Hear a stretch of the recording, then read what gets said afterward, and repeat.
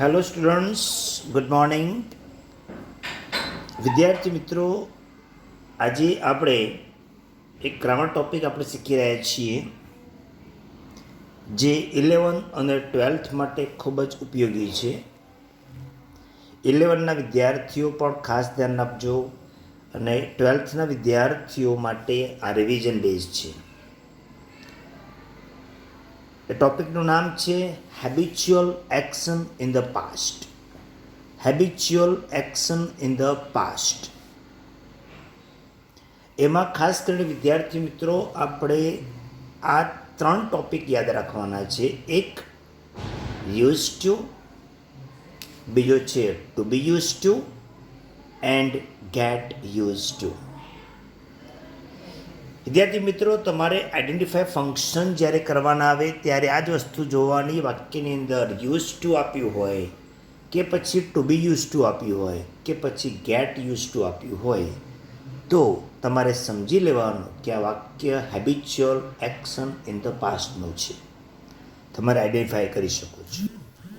વિદ્યાર્થી મિત્રો, તમારે હવે 12થવાળા વિદ્યાર્થીઓને ખાસ સૂચના છે કે હવે MCQ પ્રમાણે પૂછાશે તો એકદમ સહેલું થઈ જશે તમારા માટે. ફક્ત તમારે આઈડેન્ટિફાય કરવાનું છે અને તમે સરસ વાક્ય તમે લખી શકશો.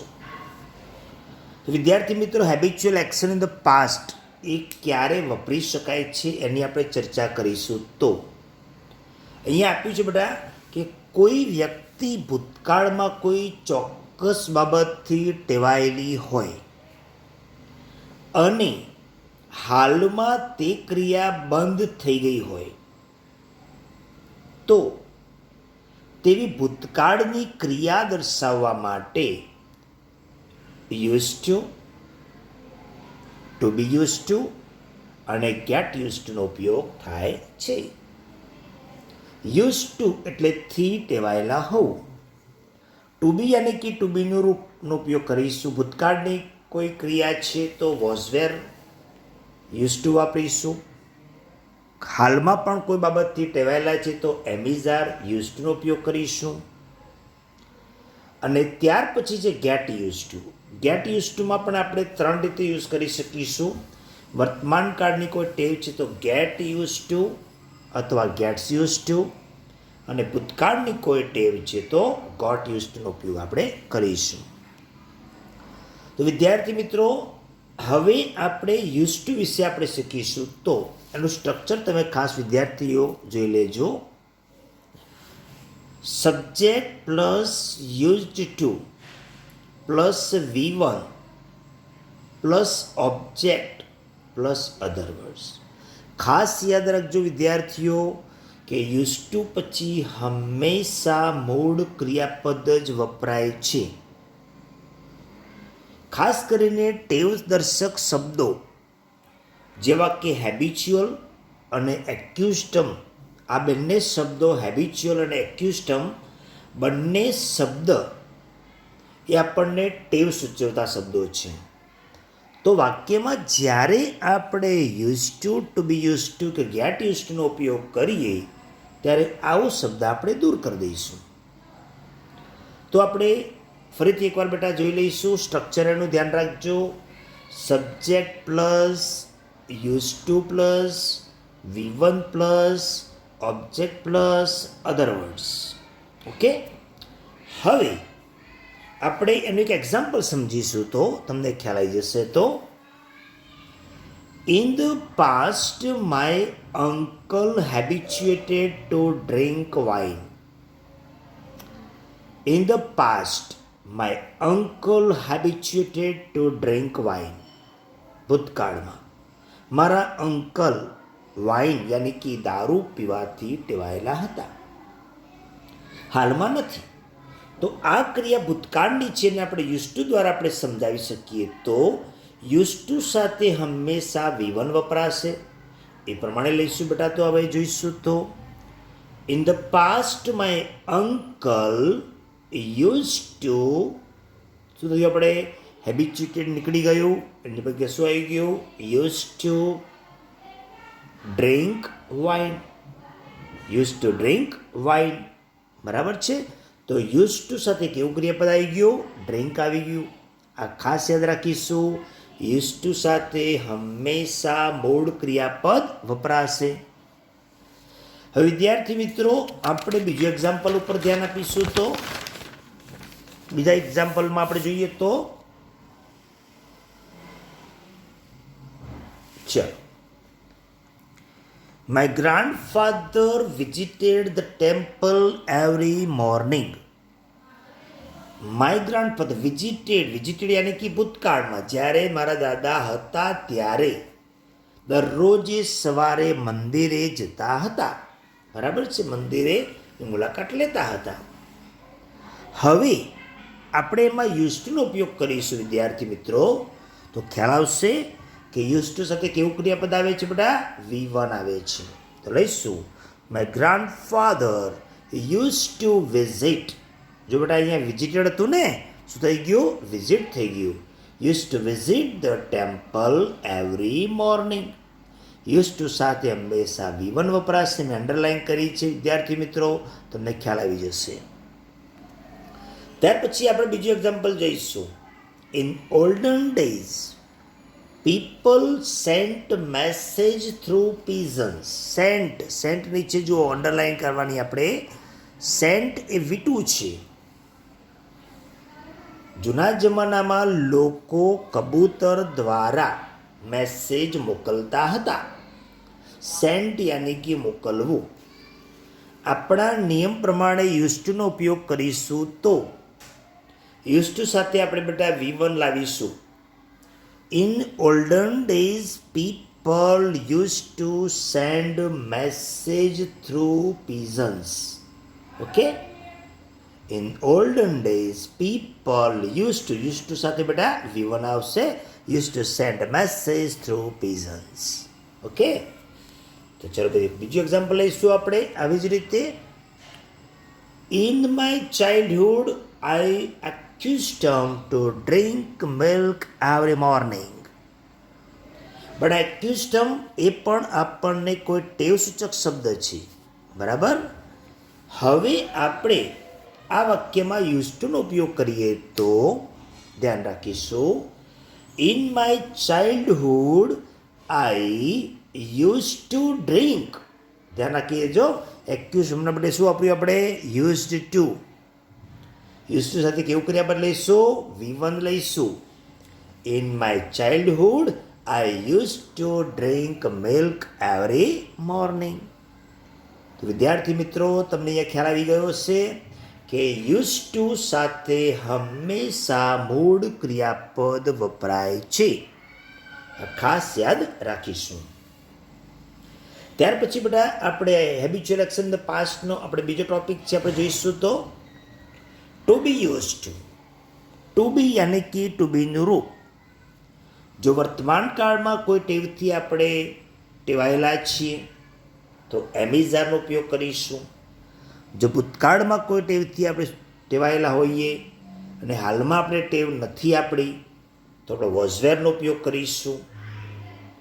આ માટે ખાસ આપણે સ્ટ્રક્ચર જોઈ લઈશું બેટા, તમને કમ્પ્લીટ ખબર પડી જશે. સબ્જેક્ટ પ્લસ વોઝવેર ભૂતકાળના ટુ બીના રૂપો છે. વર્તમાન કાળના છે બેટા એમ ઇઝ આર છે. Use to plus V1 plus ING plus object plus other words. જો વિદ્યાર્થી મિત્રો આગળનો જે ટોપિક હતો તેના કરતાં થોડોક ડિફરન્સ છે આની અંદર સમજીશું. ટુ બી બરાબર ટુ બીનું રૂપ લઈશું વોઝવેર અથવા એમિઝાર, સાથે યુઝ ટુ, સાથે મૂળ ક્રિયાપદને લાગે છે ING લાગે છે. આ ખાસ યાદ રાખીશું. વિદ્યાર્થી મિત્રો આપણે આગળ જોઈશું તો એના એક્ઝામ્પલ આપણે ધ્યાન આપીશું. ફરીથી એકવાર કહી દઉં છું, ટુ બી યુઝ ટુ સાથે મૂળ ક્રિયાપદને ING લાગે છે. આ ખાસ યાદ રાખીશું. હવે વિદ્યાર્થી મિત્રો હવે આપણે એના એક્ઝામ્પલ પર ધ્યાન આપીશું. In my school days I played cricket every Sunday. In my school days, I played cricket every Sunday. ચલો આ વાક્યની અંદર આપણે ટુ બી યુઝ ટુનો ઉપયોગ કરીશું તો ધ્યાન આપીશું. In my school days I was, I સાથે બેટા વોઝ લઈશું. યુઝડ ટુ પ્લેની મૂળ ક્રિયા પર લાગશે ING. In my school days, I was used to playing cricket every Sunday. In my school days, I was used to playing cricket every Sunday. Used to સાથે મૂળ ક્રિયા લાગે છે બેટા આઈએનજી લાગે છે.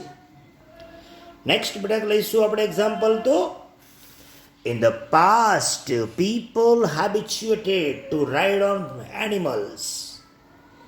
જૂના જમાનામાં યાની કે ભૂતકાળમાં લોકો પ્રાણીઓ પર સવારી કરવાથી ટેવાયેલા હતા.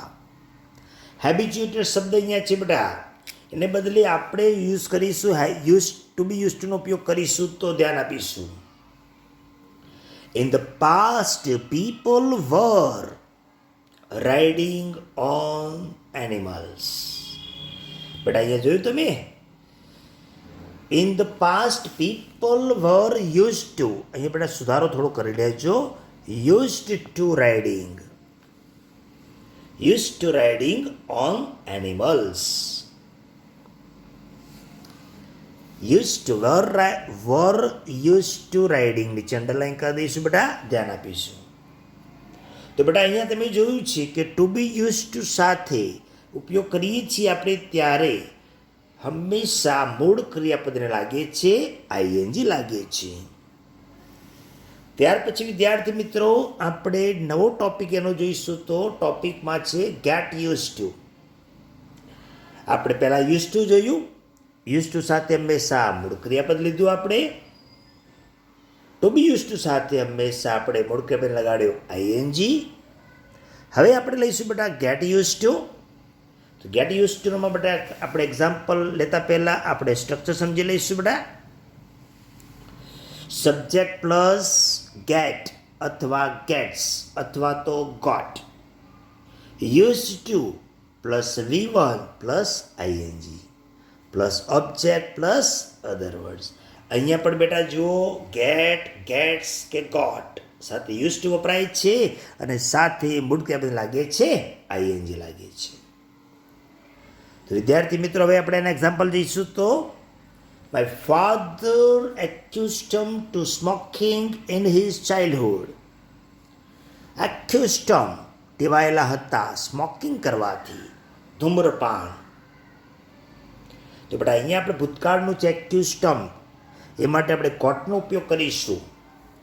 My father got use to smoking in his childhood.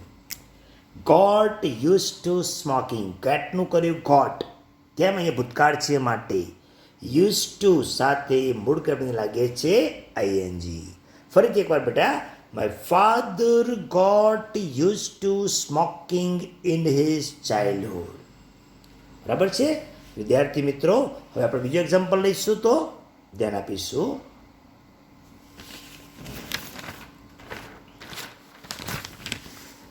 Nowadays, I take a nap in the afternoon.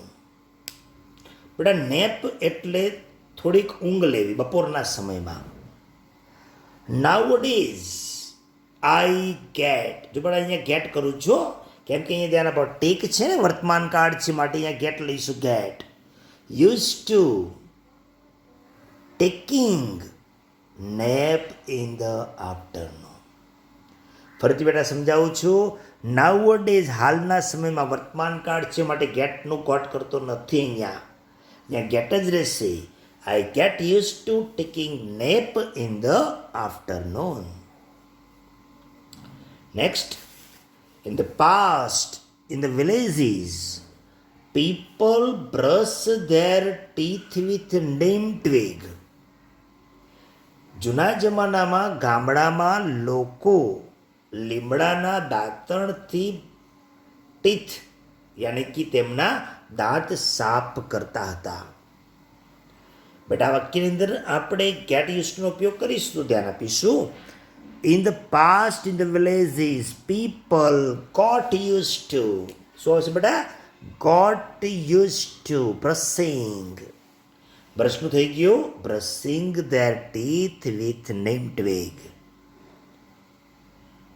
In the past in villages people ગેટનું કર્યું ગોટ, કેમ કે ભૂતકાળની કોઈ ક્રિયા છે માટે ગોટ કર્યું.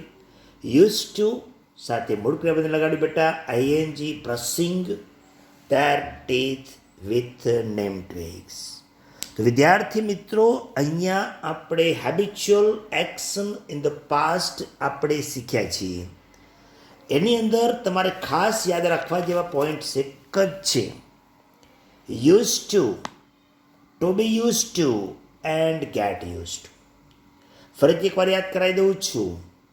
આઈડેન્ટિફાય ફંક્શનમાં તમારે જોવાનું છે કમ્પ્લીટ ધ સેન્ટેન્સમાં પણ હવે તો આપણે આઈડેન્ટિફાય કરવાનું આવશે. ડાયલોગમાં પણ આપણે શોધવાનું જ આવશે હવે તો. બરાબર છે. તો વિદ્યાર્થી મિત્રો તમે યુઝ ટુ જુઓ છો, ટુ બી યુઝ ટુ જુઓ છો કે પછી ગેટ યુઝ ટુ જુઓ છો, તમારે વાક્યમાં લખી દેવાનું છે habitual action in the past. કરેક્શનની અંદર ધ્યાન રાખજો, યુઝ ટુ સાથે હંમેશા મૂળ ક્રિયાપદ આવે છે. ટુ બી યુઝ ટુ સાથે મૂળ ક્રિયાપદને લાગે છે આઈએનજી, અને ગેટ યુઝ ટુ સાથે, ગેટ્સ યુઝ ટુ સાથે કે ગોટ યુઝ ટુ સાથે હંમેશા મૂળ ક્રિયાપદને આઈએનજી પ્રત્યે લાગે છે. વિદ્યાર્થી મિત્રો અહીંયા આપણે લેક્ચર પૂરું કરીએ છીએ, ટોપિક આખો પૂરો કરીએ છીએ habitual action in the past. Okay, thank you, bye by.